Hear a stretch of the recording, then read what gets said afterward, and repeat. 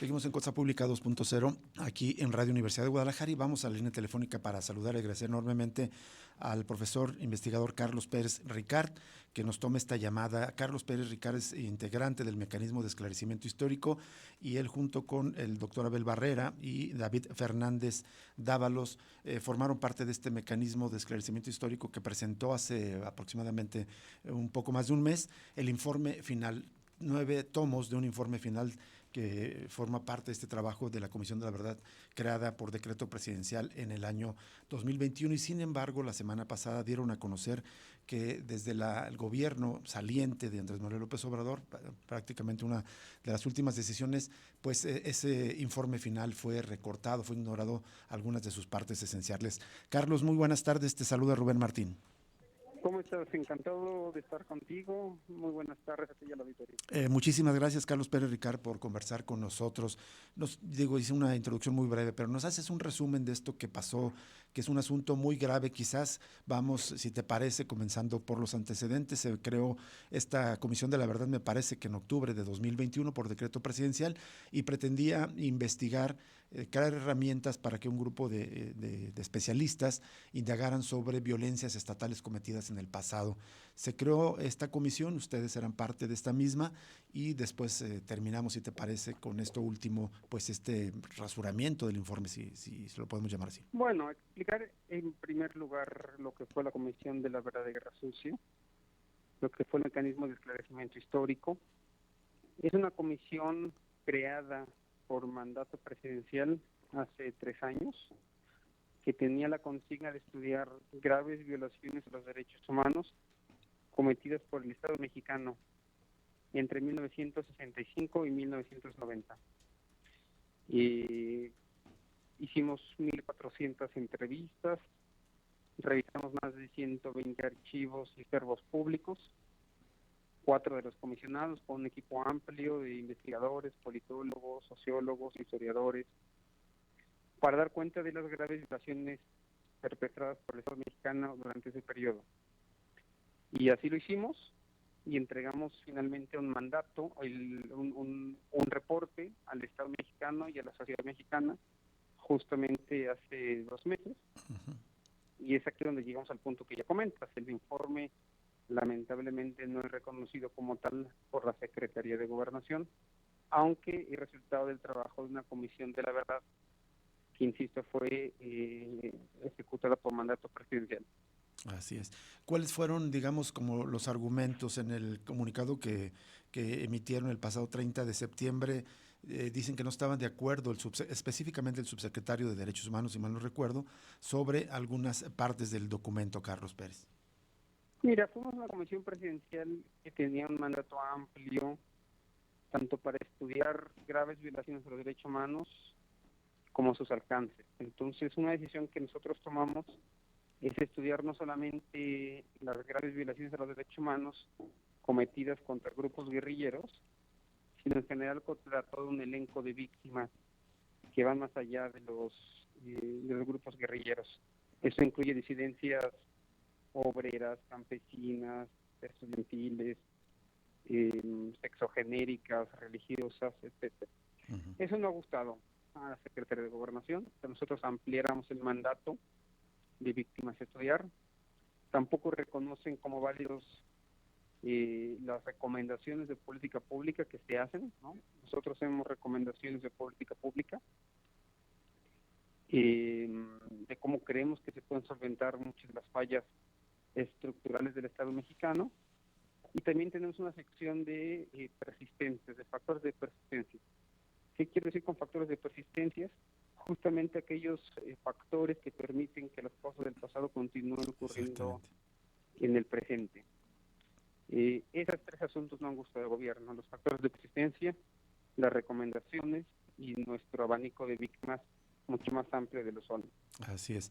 Se hace un llamado al nuevo gobierno, que justamente, digamos, esto ocurrió al final del anterior sexenio, y ahora al comienzo del nuevo gobierno, y desde el mecanismo hacen un llamado para que el nuevo gobierno reconozca de manera plena los hallazgos de su informe. ¿Y hay algún contacto con el nuevo gobierno, Carlos Pérez Ricart? Todavía no tenemos contacto con el nuevo gobierno. Mira, nosotros es muy importante que reconozcan No el informe, no a nosotros, sino a las víctimas que nosotros narramos ahí. Miles de víctimas, cientos de víctimas, gente que fue torturada, asesinada, desaparecida en ese periodo, 65-90, que reconozcan las conclusiones básicas que están ahí. Insisto, no por nosotros, sino por las víctimas que dieron su testimonio en ese momento, por los hallazgos documentales que hay en ese informe, que puedan avanzar hacia la creación de una ley de víctimas en el futuro, que puedan avanzar hacia procesos de reparación, de justicia, de verdad en el futuro. Pensamos que es importante y pensamos que es un error del Estado en no aceptarlos. Insisto, no es por nosotros, sino por las propias víctimas. Claro. Volviendo a esta parte que no gustó al anterior gobierno, Carlos Pérez, quisiera preguntarte una reflexión. Es probable que la situación de grave violación de derechos humanos, la crisis humanitaria, que así la definen algunos organismos, que tenemos en México expresada en esta grave crisis por desaparición de personas, crisis forense, fosas clandestinas, esté bien vinculada justamente a este periodo de la Guerra Fría. Es decir, si no se hubiera permitido la impunidad en violencias estatales del pasado, probablemente las cosas serían distintas en este momento. Sí, sí, estamos convencidos de que el nudo de criminalidad que se forjó en México en el siglo pasado se hizo precisamente en ese periodo, en la década de los años 70 y 80. Consideramos que ahí está la raíz estructural al problema de la violencia mexicana y que si queremos llegar realmente a las raíces tenemos que comenzar a mirar al pasado como curar una vieja herida, ¿no? Una vieja herida que no se curó bien, que todavía tiene pus, que necesitamos limpiarla para poder continuar, pero una herida que sigue infectada es una herida que está condenada a materializarse ahí. Fue el gran error de Vicente Fox en el año 2006, enterrar la FEMOS, la Fiscalía Especializada para los delitos del pasado, y no reconocerlo. México tiene una tarea que resolver con su pasado. Este gobierno prometió resolverla y lamentablemente se ha hecho, y insisto, no por nosotros, sino por las víctimas del periodo. ¿Qué tal, Carlos Pérez? Te saluda Jesús Estrada, un gusto escucharte. Quería hacerte algunas preguntas, Carlos. El día que presentaron el informe, recuerdo que presentaron videos con testimonios de algunas víctimas. Había una trabajadora sexual víctima de la represión estatal en aquellos años que decía, una disculpa pública no es suficiente. Esto te lo quiero preguntar en el contexto del actual gobierno que empezó con una disculpa pública por los hechos del 2 de octubre de 1968, pero llega hasta ahí. Quiero preguntarte qué más se necesita para las víctimas para no caer en simples disculpas públicas, sino avanzar en materia de justicia. No, lo primero que yo reconocer es que la disculpa pública del 2 de octubre fue afortunada. Pero también comentar que nuestro informe recolecta 43 masacres cometidas por elementos del Estado mexicano en el periodo. Tlatelolco es una de las más graves, pero no es la única, ni son las únicas víctimas. Dicho eso, pues es obvio que nunca basta una disculpa pública, que en realidad no basta nada, porque el sufrimiento fue demasiado.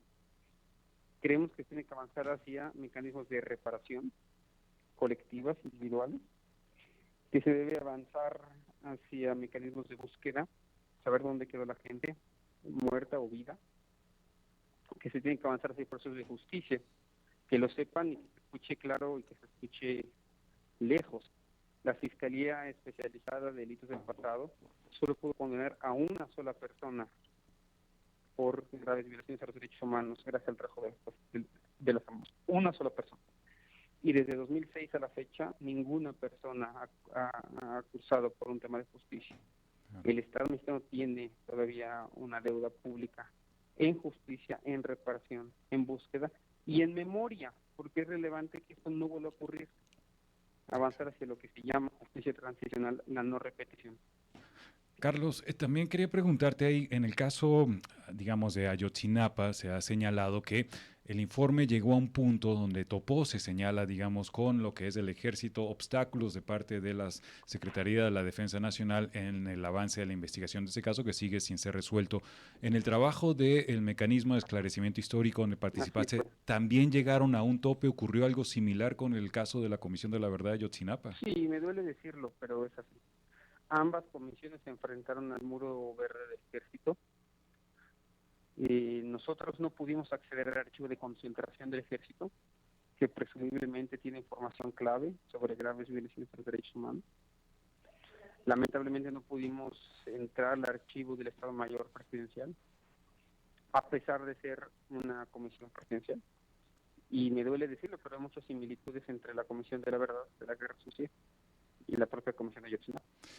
No Y sé. es esa, el punto es el mismo, el ejército. Claro. Claro. ¿Qué reflexión te deja, Carlos Pérez, justamente, digamos, esta evidencia en estos dos casos, y me parece que lo podemos encontrar en otros asuntos, de que se está imponiendo un poder o una decisión de los militares a pesar de lo que manda justamente el mando civil?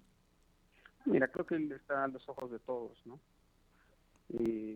La reflexión en todo caso con mi cachucha de comisionado, una persona que intentó avanzar en esta agenda, es que el objeto es seguir luchando. Nosotros pensamos que nuestro informe es un punto y aparte, un punto y seguido, una coma, en una larga lucha por verdad y justicia.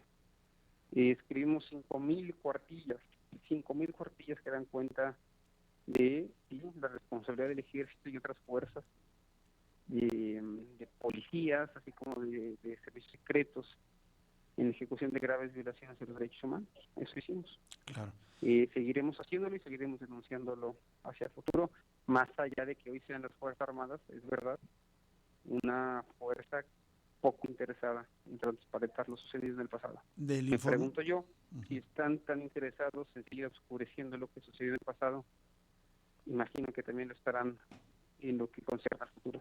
Por supuesto.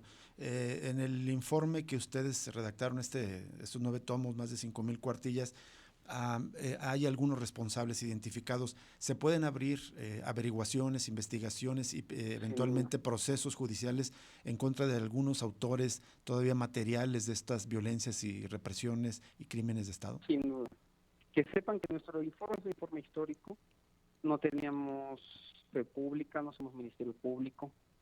Éramos comisionados independientes que hicimos una investigación histórica de los sucesos del pasado, pero ni mucho menos tenemos poderes notariales ni ministeriales.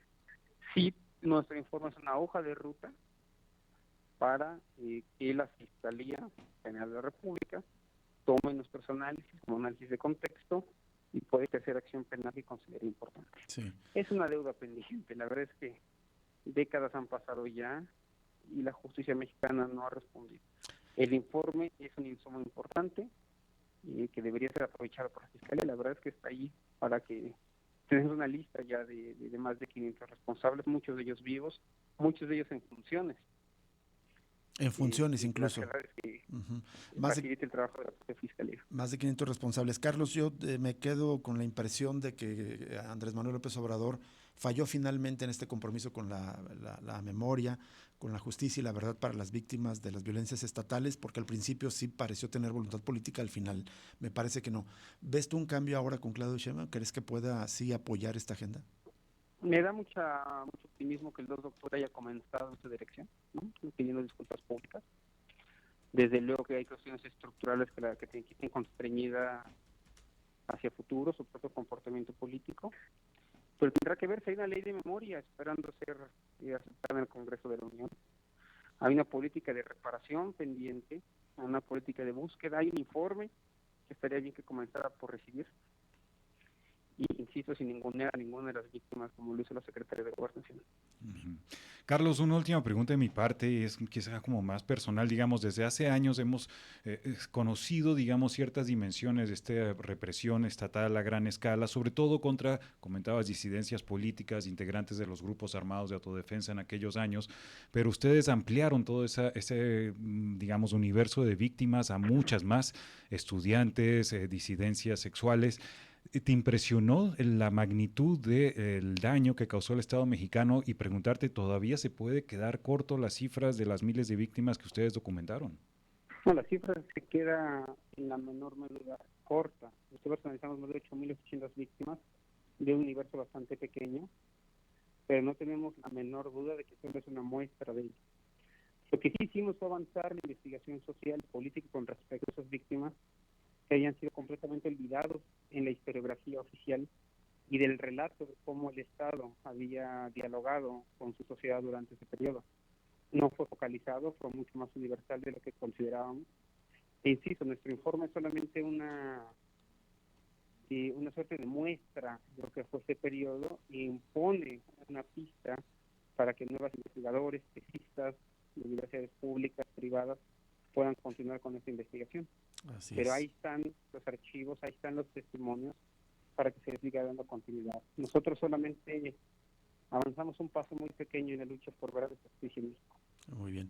Carlos Pérez Ricard, muchísimas gracias por atender esta llamada para conversar con el auditorio de Radio Universidad de Guadalajara y si nos permite seguimos en contacto con ustedes más adelante. Por supuesto que sí, yo les agradezco en lo personal la atención que nos han dado al trabajo de la comisión. Al contrario, gracias Carlos Pérez Ricard y ya compartiremos en nuestras redes sociales. Ya de hecho ya lo habíamos publicado hace un par de meses, justamente cuando salió el informe, lo vamos a hacer nuevamente porque vale mucho la pena leerlo, repasarlo. Es un documento muy importante para conocer dónde estamos parados ahora.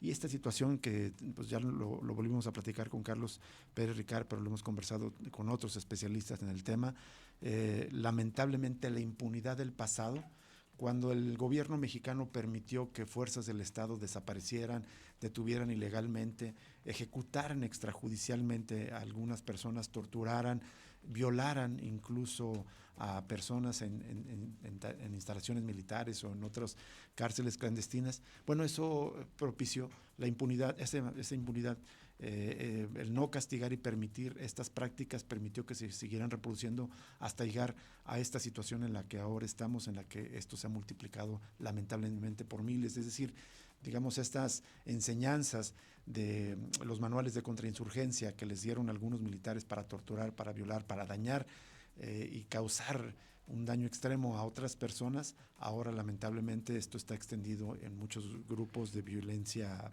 privada, por decirlo de alguna manera, al referirme a los grupos criminales. Solo un detalle, también hay que recordar que estamos hablando del informe de estos 3 comisionados. El 10 de octubre está planteado que la otra comisionada, la doctora Eugenia Alier, presente la otra parte del estudio que ella ha venido desarrollando también para esclarecer estos hechos.